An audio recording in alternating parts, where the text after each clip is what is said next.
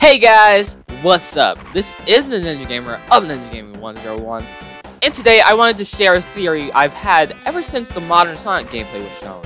But before we get started on this video, don't forget to smash that like button and also to subscribe if you haven't done so already to make sure that you don't miss a single minute of gameplay, live streams, and that you join the hashtag NinjaFam. But without further ado, let's get into the first theory on this channel. So I've been thinking, ever since actual gameplay of Sonic Forces was shown, many things were noticed by the fans. There's the obvious, modern Sonic is going back to the boost formula, and classic Sonic looks as if he's gonna have the same classic Sonic formula from generations.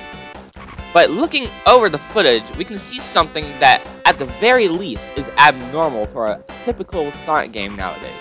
And I'm not alone here. It seems my friend Super Sonic, the YouTuber, not the Hedgehog, has picked up on this too. I'll go ahead and roll his footage now.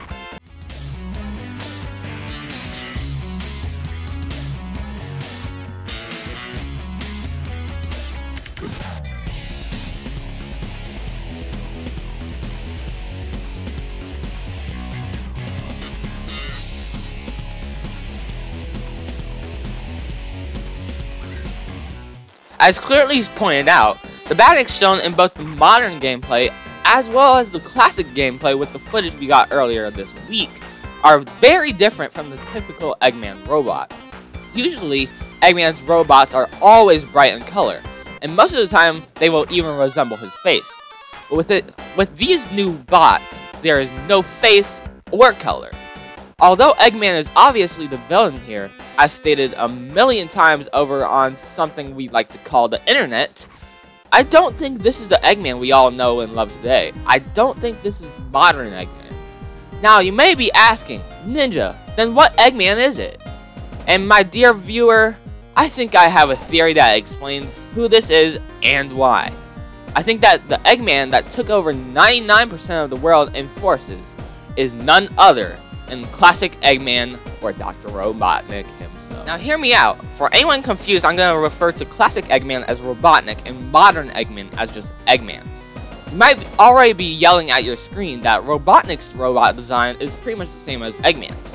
However, I have something that might explain the sudden change in design.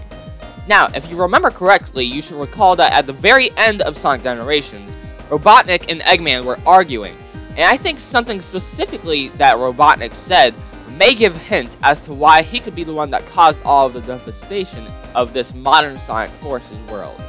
Let's roll the footage, shall we? Let me just say that this was a brilliant plan that you came up with. Don't get too self-righteous. It'll be your plan pretty soon. I'm gonna dedicate the rest of my life to forgetting it. As clearly seen here, I really don't think that after this situation, Robotnik would supposedly follow through with any plan he was going to have in the future. And even if he did, he already knows the outcome. So I was thinking, what if, instead of just doing one plan at a time, he compiled a bunch of his ideas into one? I mean, in Sonic Generations, he is shown how perfect chaos ruined a whole city. He was a giant, and as a result was a big power. No pun intended. And the thing is, he was only one being. What if instead of trying to feed and control a supernatural being, Robotnik had the idea to mass produce many different robots that were both giant and actually obeyed his every command, unlike perfect chaos? Just think about it for a second. If he were to, I don't know, mass produce his recent Death Egg robots, well, at least recent for his time, he would easily be able to take over a city, and if he had enough, he could probably get away with taking over the world. And of course, mass-producing the bots, he may actually want to come out with a more simple but fearful design, so they were easier to produce. This may explain the grayish look of all the bots in the game. But how exactly does Robotnik go undetected with these Doom bots? How is it that Sonic hasn't noticed a single thing when this happened? And why is he too slow to stop it? Well, I'm gonna have to talk about that in part 2 of this theory. That's right, this video is gonna be split up into 2 parts.